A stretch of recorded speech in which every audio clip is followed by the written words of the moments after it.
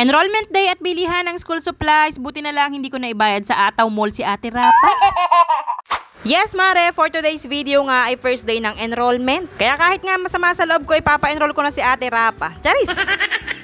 Kaya nga bago umalis nga ng bahay ay nag-sunscreen muna ako. By the way, ito nga pala yung sunscreen ng Bare Face. Bukod nga sa Hikari sunscreen ay ginagamit ko rin itong Bare Face. Dahil kahit nga hindi ka na gumamit ng pulbo dito ay plakadong-plakado ka na kasi tinted sunscreen na siya. Kaya nga ayan, maglilip tint lang ako para naman hindi tayo masabihang parang maglalaba lagi. Ay nako, ewan ko ba naman sa babae na to dahil simula nga nung nag-stay at home mama ko ay talaga namang bihirang-bihira na ako mag-makeup. Ay ikaw ba naman na maglalaba lang, magme-makeup ka pa ba? So ayun na nga mga mare ko, sa mga oras nga na yan ay papunta na kami sa school para ipa-enroll tong si Ate Rapa.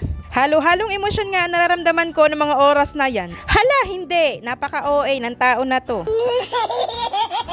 So yun nga mga mare ko, papunta nga kami niyan sa room ni Tita Luming para nga itanong kung sino magiging teacher ni Ate Rapa sa grade 1. By the way, si Tita Luming nga pala ay isa sa mga teacher din ng grade 1 dito sa FAMI. Sobrang bilis nga lang ng process ng pagpa-enroll namin dahil nga alam ko na agad kung sino na yung magiging teacher ni Ate Rapa. Di ko na nga kailangang isa-isahin yung mga pinto ng bawat room para makita yung pangalan ni Ate Rapa. Ay Diyos ko, mas matagal pa nga yung pag-aayos ko kaysa sa pagpa-enroll namin.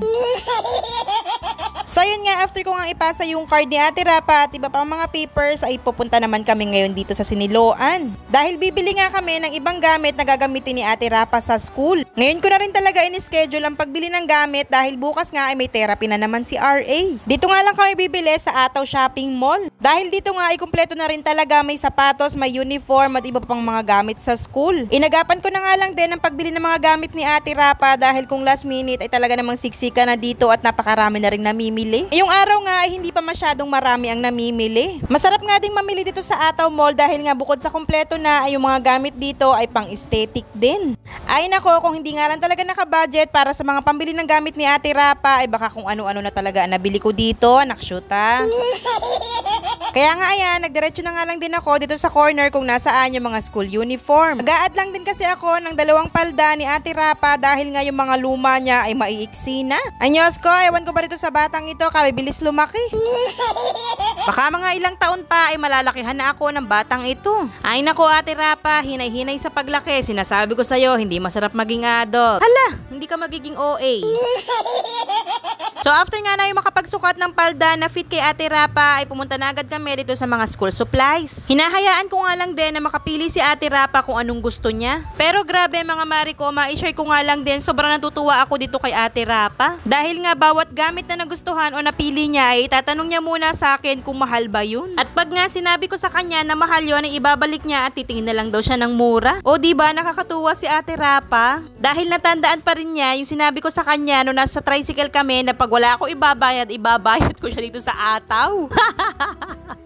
Oh, eme, ano akala nyo? At ito nga, napadaan kami dito sa may salamin. Oh, taray, ang ganda talaga mag-selfie dito. Nakakaganda. After nga noon, ay pumunta naman kami dito sa may sapatusan. Bibili ko nga ng bagong sapatos itong si Ate Rapa. Wala pa talaga sa plano na ibili ng bagong sapatos si Ate Rapa dahil okay pa naman yung luma niyang sapatos. Kulang lang sa linis at kiwi ay okay na okay pa rin talaga yun. Nung isang gabi ay bigla nakawala yung aso namin. Hinat-ngat yung sapatos ni Ate Rapa. Di ang ending, wasak! Nakshuta!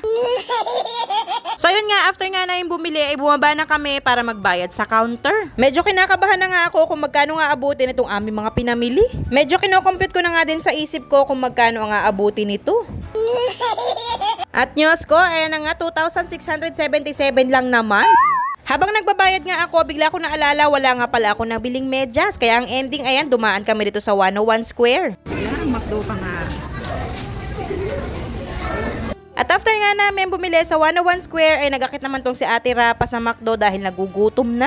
Nakshuta, nakabudol pa nga ng McDo si ate.